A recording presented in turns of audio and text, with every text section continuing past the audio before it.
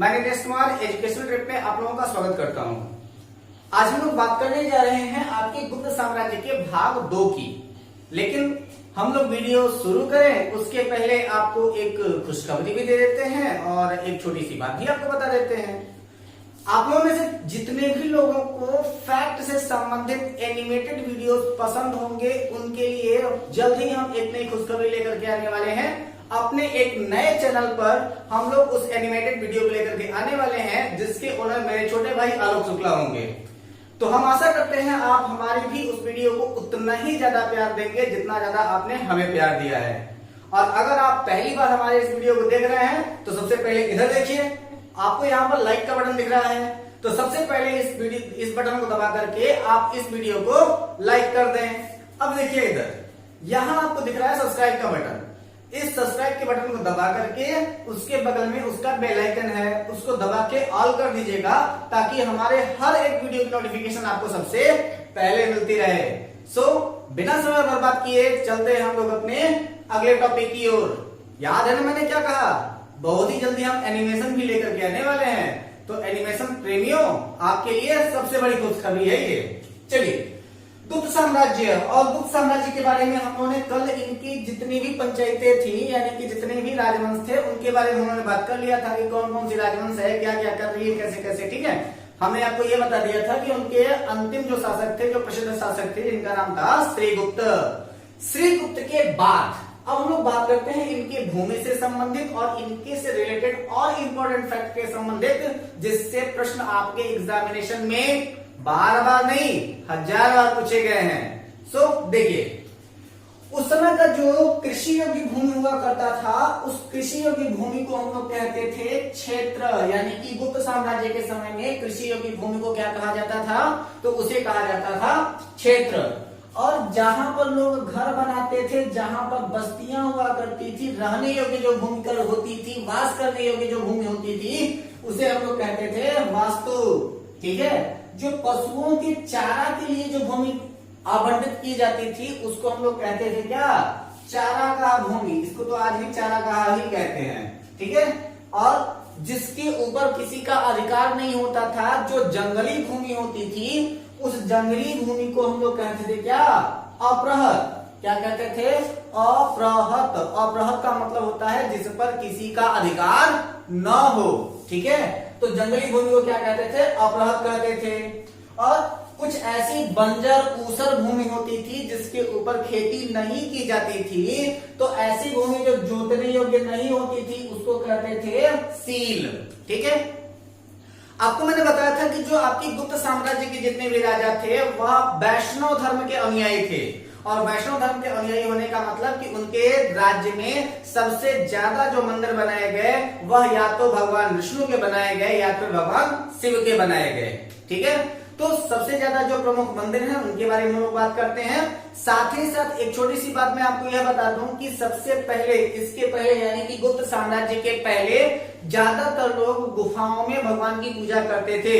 लेकिन मंदिर बनाने की कला का विकास अगर किसी ने किया है तो गुप्तों ने ही मंदिर बनाने की कला का विकास किया है। तो सबसे पहले आपका विष्णु मंदिर कहां पर है, आपके तिगवा जबलपुर में, मध्य प्रदेश में। ठीक है, तो विष्णु मंदिर कहाँ है, पूछा गया प्रश्न है। यहाँ से 3 प्रश्न तो ज्यादातर पूछे गए हैं।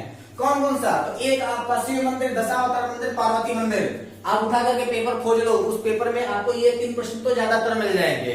ठीक है, तो विष्णु मंदिर कहाँ पर है, तिगवा जबलपुर में है। इसके बाद फिर शिव मंदिर, शिव मंदिर कहाँ है, तो ये है आपके भूमरा नागौर मध्य प्रदेश में है। और या फिर दूसरा शिव मंदिर जो है वो आपके, एक तो भूमरा में है, दूसरा आपके खोह में है, खोह नागौरा मध्य प्रदेश में। ठीक, पार्वती मंदिर कहां पर है, तो यहाँ पर आपका अक्सर लोगों को कंफ्यूज किया जाता है और वहां पर वह पार्वती मंदिर न देकर के बार बार प्रश्न करता है नयना कुठार मंदिर कहां पर है। तो यह जो आपका पार्वती मंदिर है वह आपके नयना कुठार मध्य प्रदेश में ही है। मैंने आपको पहले भी कहा था कि गुप्त साम्राज्य मेरा सबसे फेवरेट है, क्योंकि अगर आपको किसी भी प्रकार की सांस्कृतिक कला देखनी है तो प्रत्येक कला का विकास सबसे ज्यादा अगर कभी हुआ तो वह आपके गुप्तों के समय में ही हुआ था। एक और महत्वपूर्ण बात कि जो आपका चंद्रगुप्त द्वितीय था, जिसे चंद्रगुप्त विक्रमादित्य के नाम से जाना जाता था, वह आपका प्रथम ऐसा विक्रमादित्य था जिसके राज्य में या फिर जिसके दरबार में नवरत्न निवास करते थे।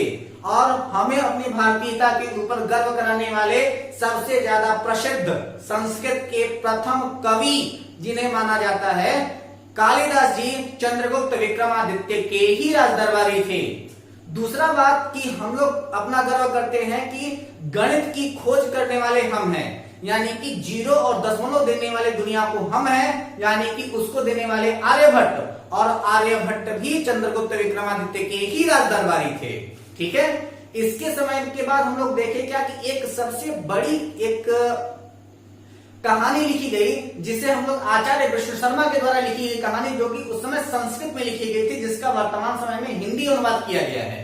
तो आचार्य विष्णु शर्मा के द्वारा लिखी गई वह कहानियां विश्व में बाइबिल के बाद दूसरे नंबर पर आती है, जो सबसे ज्यादा विख्यात कहानियां हुई।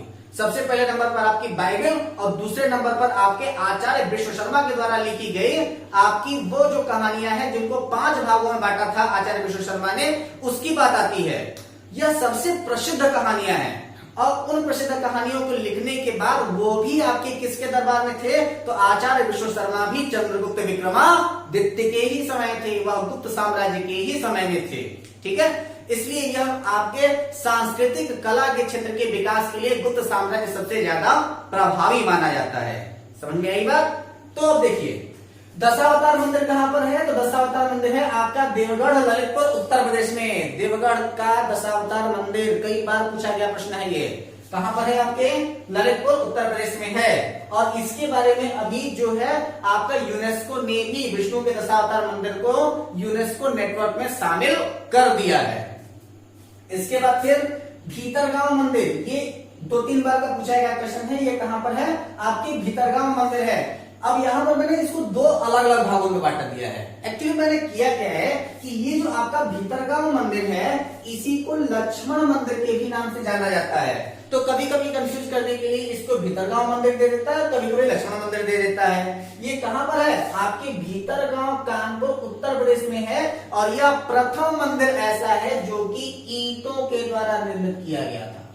ठीक है, तो जो आपका भीतरगांव मंदिर है वो किस चीज का बना हुआ मंदिर है, तो वह आपके ईंटों के द्वारा बनाया गया प्रथम मंदिर है। बिल्कुल ध्यान देंगे इस बात को, और आप लोग नोट्स लेकर के तो अपना बैठे ही होंगे, तो इसको जरूर नोट में डाल दीजिएगा। चलिए, श्रेणी के प्रधान को ज्येष्ठक कहा जाता था। ठीक है, तो जो उनकी श्रेणियां होती थी, जैसे कि आपका मैंने बताया था ना कि उनका विभाजन हुआ करता था, उन विभाजनों में जो श्रेणी होती थी उस श्रेणी के प्रधान को क्या कहा जाता था, तो उसे श्रेष्ठक कहा जाता था। गुप्त काल में उज्जैन सर्वाधिक महत्वपूर्ण व्यापारिक केंद्र था। गुप्त काल के समय में सबसे ज्यादा महत्वपूर्ण व्यापारिक केंद्र कहां पर था, किसके द्वारा सबसे ज्यादा व्यापार होता था, तो आप लोग ध्यान दे दें अगर, तो आपका गुप्त साम्राज्य कहां पर है, तो आपका लगभग पूरा उत्तर प्रदेश, इधर आपका मध्य प्रदेश, छत्तीसगढ़, बिहार के पास में नहीं, बिहार में अपना दूसरा शासन चल रहा है, और इधर आप महाराष्ट्र में चले जाए तो महाराष्ट्र का सौराष्ट्र का एरिया आपके गुप्त साम्राज्य के अंतर्गत आता था। उसलिए सबसे ज्यादा प्रशासनिक जो नगरी बनी थी, जिसके द्वारा व्यापार सबसे आसानी सुगमता से होता था, वह आपका उज्जैन था। तो वहां पर क्या था कि उज्जैन जो था वह एक महत्वपूर्ण व्यापारिक केंद्र बन गया था। ठीक है, गुप्त राजाओं ने सर्वाधिक स्वर्ण मुद्राएं जारी की। किसने सबसे ज्यादा स्वर्ण मुद्राएं जारी किया है, तो गुप्त राजाओं ने सबसे ज्यादा स्वर्ण मुद्राएं जारी किया है, जिनमें से राजा रानी प्रकार के सिक्के, पशुपति प्रकार के सिक्के, और क्या, और अश्वमेध प्रकार के सिक्के, बीना प्रकार के सिक्के, यह कई प्रकार के सिक्के जो हैं वो आपके गुप्त राजाओं ने जारी किए थे। इसलिए कहा जाता है कि जो गुप्त राजा थे वो संस्कृति, कला और संगीत के प्रेमी माने जाते हैं। ठीक है, चलिए, इनकी स्वर्ण मुद्राओं को अभिलेखों में दिनार कहा गया है। इनकी स्वर्ण मुद्राओं को अभिलेखों में जितने भी अभिलेख लिखे गए उनमें इसको क्या कहा गया है, उसको दिनार कहा गया है। और एक जाति होती है जिसको हम लोग कहते हैं कायस्थ। तो कायस्थों का सबसे पहले वर्णन कहां पर मिला है, तो यहां पर देखिएगा, कायस्थों का सर्वप्रथम वर्णन याज्ञवल्क्य स्मृति में मिला है। ठीक है, कायस्थों का सबसे पहला वर्णन कहां पर है, तो कायस्थों का सबसे पहला वर्णन है आपके याज्ञवल्क्य स्मृति में। लेकिन बात ये आ जाती है कि जाति के रूप में इनका सबसे पहला वर्णन कहां पर मिला है? तो जाति के रूप में कायस्थों का सबसे प्रथम वर्णन मिला है ओशनम स्मृति में। कहां पर? आपके ओशनम स्मृति में। इंपॉर्टेंट पॉइंट है, नोट पे डाल लीजिए, यानी कि लिखते जाइए इसको, क्योंकि ये सारे के सारे पॉइंट्स हैं। अभी वर्तमान समय में जितनी भी चीजें मैं आपको बता रहा हूं, मैं इसके लिए माफी चाहता हूं मैं आप लोगों से कि मैं इसका पीडीएफ अभी आपको वर्तमान समय में प्रोवाइड नहीं कर पा रहा हूं, थोड़ी सी व्यस्तता है। जैसे ही मेरे पास थोड़ा सा समय होता है मैं टेलीग्राम पर इसका पीडीएफ भी आपको प्रोवाइड कर दूंगा। लेकिन जब तक मैं आपको पीडीएफ नहीं दे पा रहा, तब तक आप लोग इस सारी चीजों को जब मैं आपको बताता जाता हूं तो उसको आप नोट में जरूर डालते जाएंगे। विंध्य के जंगल में एक जाति थी जिसको कहा जाता था सबर जाति, और यह सबर जाति का यहाँ पर क्या आता है? तो जब ध्यान दीजिएगा कि ऐसा माना जाता है कि हमारे यहाँ एक जो पर्वत है ना, विंध्य पर्वत श्रृंखला, तो उस विंध्य पर्वत श्रृंखला ही करती क्या है कि भारत को उत्तर और दक्षिण के भाग में बांटने का कार्य करती थी। ठीक है, तो भारत को उत्तर दक्षिण में कौन बांटता है? तो आपकी विंध्य पर्वत श्रृंखला बांटती है। उसी विंध्य पर्वत श्रृंखला में एक जाति पाई जाती थी जिसको हम लोग कहते थे सबर जाति, और वह सबर जाति के लोग करते क्या थे कि अपने देवताओं को मनुष्य का मांस चढ़ाते थे, इसलिए यह प्रसिद्ध हुई। ठीक है, तो विंध्य के जंगल में सबर जाति के लोग अपने देवताओं को मनुष्य का मांस चढ़ाते थे। इंपॉर्टेंट पॉइंट है, आपके सिविल के दृष्टि से नोट में डाल लीजिएगा। ठीक है, पहली बार किसी के सती होने का प्रमाण 510 ईस्वी के भानुगुप्त के एरर अभिलेख में मिलता है। गुप्त साम्राज्य का ही एक शासक था जिसको हम लोग कहते हैं भानुगुप्त, और उसी भानुगुप्त के ही समय में लगभग 510 ईस्वी के समय में सबसे पहला प्रमाण मिला किसी के सती होने का एरर अभिलेख में। उसमें हुआ क्या था कि एक कोई आदमी था जिसका नाम था भोजराज। तो जब भोजराज की मृत्यु हुई तो भोजराज की मृत्यु के बाद उसकी पत्नी उसके साथ सती हुई थी। इसका प्रमाण जो है वो आपके एरर अभिलेख में मिलता है, और यह प्रश्न आपका पूछा भी गया है, क्योंकि जिस समय समाज सुधारक का कार्य कर रहे थे राजा राम मोहन राय, तो राजा राम मोहन राय का सती प्रथा को समाप्त करने में एक विशेष योगदान है। तो कभी कभी जब आधुनिक भारत से आप प्रश्न पूछा जाता है तो क्वेश्चन कभी कभी घुमा करके बन जाता है कि सबसे पहले सती होने का प्रमाण कहाँ मिला है? तो वह आपके भानुगुप्त के शासनकाल में 510 ईस्वी में एरर अभिलेख में किसी भोजराज की मृत्यु होने पर उनकी पत्नी के सती होने का प्रमाण मिला है।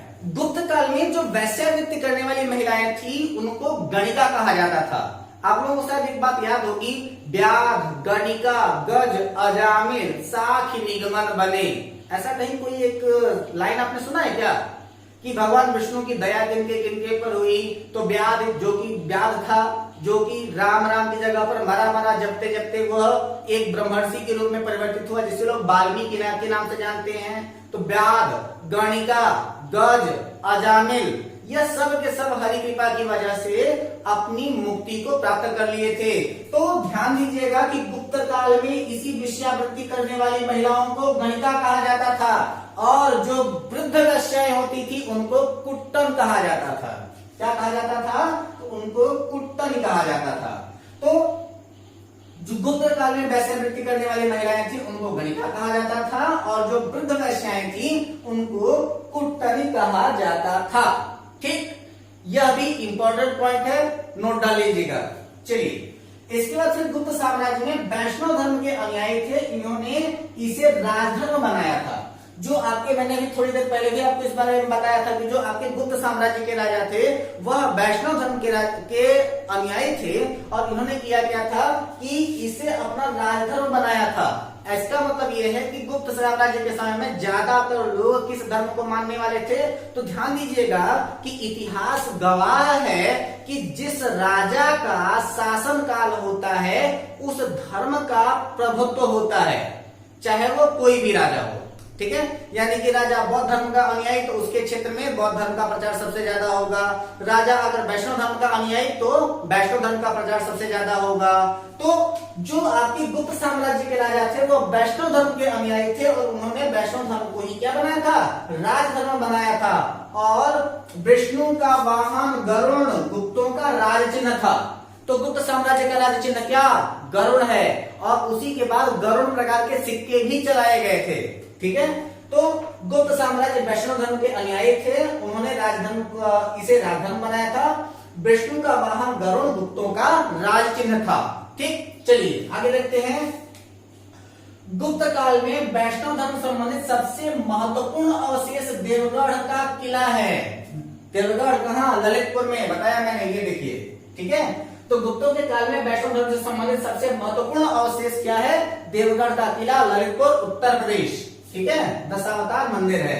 यह बेतवा नदी के तट पर है। ये अभी ऐसा क्वेश्चन तो कहीं पूछा नहीं गया है कि ये किस नदी के तट पर है, लेकिन ये प्रश्न पूछा गया है कि देवगढ़ का किला कहां पर है या फिर दशावतार मंदिर कहां पर है। तो ये क्या है आपका? देवगढ़ का किला आपके ललितपुर में है या फिर दशावतार मंदिर ललितपुर उत्तर प्रदेश में है, ठीक है। अब बात आती है सबसे महत्वपूर्ण बात, अजंता और एलोरा की गुफाओं की। क्योंकि अजंता और एलोरा की गुफाओं का सबसे ज्यादा विकास भी अगर माना जाता है तो आपके गुप्त साम्राज्य के ही समय में हुआ था। लेकिन यहाँ की दो प्रमुख कलाकृतियां सबसे ज्यादा प्रसिद्ध हुई। जैसे कि देखिए, अजंता में निर्मित कुल 29 गुफाएं थी। कितनी गुफाएं थी? 29, जिनमें से वर्तमान सेवा में केवल 6 ही शेष बची हैं। अजंता की गुफाओं में कुल कितने गुफाएं थी? कुल 29 गुफाएं थी। बची कितनी है? केवल 6 शेष बची हैं। इनमें गुफा संख्या 16 और 17 किसके संबंधित है? तो वह गुफा नंबर 16 और 17 जो है वो आपके गुप्त कालीन है, यानी कि गुप्त साम्राज्य से संबंधित है। इसमें गुफा संख्या 16 में उत्कीर्ण मरणासन राजकुमारी का चित्र प्रशंसनीय है, ठीक है। यानी कि उत्कीर्ण का मतलब होता है उकेरा गया, बनाया गया, ठीक है। तो गुफा नंबर 16 में उत्कीर्ण यानी कि बनाया गया मरणासन राजकुमारी, ऐसा कहा जाता है कि गुप्त साम्राज्य में एक राजकुमारी जो थी वह मरणासन हो गई थी, और उनके मरणासन होने के पश्चात लोगों ने जब यज्ञ किया तो यज्ञ के दौरान विष्णु की कृपा से वह जो आपकी राजकुमारी है वह पुनः जीवित हो उठी थी। तो इस चीज के प्रमाण को दर्शाने के लिए गुफा नंबर 16 में जो है वो आपके उत्कीर्ण यानी कि बनाया गया था मरणासन राजकुमारी का एक चित्र, जिनको देखने पर बड़ी मनमोहन छवि प्राप्त होती है, यानी कि वह बहुत ही ज्यादा प्रशंसनीय है। और गुफा संख्या 17 जो है वो आपके बौद्ध धर्म से संबंधित है। किससे संबंधित है? बौद्ध धर्म से संबंधित। इसमें क्या है कि जो आपकी गुफा संख्या 17 है उसे क्या कहते हैं? उसमें जो उकेरा गया चित्र है उसे कहा गया है चित्रशाला। तो गुफा संख्या 17 के चित्र को हम लोग क्या कहते हैं? तो गुफा संख्या 17 के चित्र को चित्रशाला कहा गया है, ठीक है। और वहां पर है क्या कि इस चित्रशाला में बुद्ध के जन्म, जीवन, महाविनिष्क्रमण जब उन्होंने संन्यास लिया था, और इसके बाद फिर महापरिनिर्वाण यानी कि जब उनकी मृत्यु हुई थी की घटनाओं से संबंधित चित्र बनाए गए हैं। प्रश्न पूछा जाएगा कि अजंता की गुफा नंबर 17 किससे संबंधित है? तो अजंता की गुफा नंबर 17 किससे संबंधित हो जाती है? आप लोग बताइए जल्दी से। हाँ, बौद्ध धर्म से संबंधित है, जिसमें क्या है कि उसको क्या कहते हैं? उसमें उकेरे गए जो चित्र है उसको कहा जाता है चित्रशाला। और इस चित्रशाला में बुद्ध के जीवन से संबंधित यानी कि उनके जन्म, उनके जीवन, उनके महाविनिष्क्रमण और उनके महापरिनिर्वाण के बारे में बताया गया था, ठीक है। अजंता की गुफाएं बौद्ध धर्म की महायान शाखा से संबंधित हैं, ठीक है। अजंता की गुफाएं किससे संबंधित हैं? तो यहाँ पर आपकी किससे संबंधित है वो? तो वहां पर 2 प्रकार की गुफाएं हैं, मैंने आपको बताया था मध्य प्रदेश में। एक आपकी अजंता की गुफाएं, दूसरा आपकी एलोरा की गुफाएं। अजंता की गुफाएं ज्यादातर बौद्ध धर्म से संबंधित हैं और एलोरा की गुफाओं में ज्यादातर शैव धर्म से संबंधित चीजों को देखा गया है। तो अजंता की गुफाएं जो है वो आपके बौद्ध धर्म के महायान शाखा से संबंधित है। गुप्त काल में निर्मित अन्य गुफा बाघ की गुफा है, ठीक है। तो गुप्त काल में निर्मित अन्य गुफा क्या है? तो वह आपकी बाघ की गुफा है। और यह बाघ क्या है? एक जगह का नाम है, वहां पर शेर बाघ नहीं रहते हैं ना।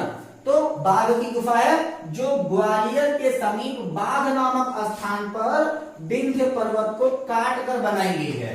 जो कि कहां बनाई गई है? ग्वालियर में बनाई गई है, ग्वालियर मध्य प्रदेश, ध्यान रहे। तो ग्वालियर के समीप बाघ नामक स्थान पर विंध्य पर्वत को काट करके बनाई गई है, ठीक। इसके बाद चंद्रगुप्त विक्रमादित्य के शासनकाल में, चंद्रगुप्त द्वितीय मैंने लिखा, इसका मतलब है कि वह चंद्रगुप्त विक्रमादित्य है ना। तो तो चंद्रगुप्त विक्रमादित्य के शासनकाल में संस्कृत भाषा का सबसे प्रसिद्ध कवि कालिदास थे। और इनकी कृतियां तो आपको पता ही होगा, मेघदूतम है, रघुवंशम है, मालविकाग्निमित्रम है। ये आपकी इनकी कुछ प्रमुख कृतियां हैं जिनके बारे में बार बार एग्जामिनेशन में पूछा जाता है। ठीक है, चंद्रगुप्त द्वितीय के दरबार में रहने वाले जो आयुर्वेदाचार्य हैं उनका नाम था धन्वंतरी। ठीक है, गुप्त काल में विष्णु शर्मा द्वारा लिखित पंचतंत्र, पंचतंत्र इनकी कहानी का नाम है। थोड़ी देर पहले मैंने इसके आख्यान के बारे में मैंने बात किया था। ठीक है, गुप्त काल में विष्णु शर्मा द्वारा लिखित पंचतंत्र जो है वो संसार का सर्वाधिक प्रचलित ग्रंथ है। ठीक है, संसार का सर्वाधिक प्रचलित ग्रंथ माना जाता है। ठीक है, बाइबिल के बाद इसका दूसरा स्थान है। ये भी मैंने आपको थोड़ी देर पहले बताया था। बाइबिल के बाद इसका दूसरा स्थान है। इसे 5 भागों में बांटा गया है। कौन कौन? पहला है आपका मित्र भेद, दूसरा है आपका मित्र लाभ, तीसरा है आपका संधि विग्रह, इसके बाद है आपका लब्ध प्रयास, इसके बाद है आपका अपरीक्षा कालित्व। ठीक है, तो इनको इसी 5 भागों में बांटा गया है। इंपॉर्टेंट पॉइंट है, नोट में डाल लीजिएगा।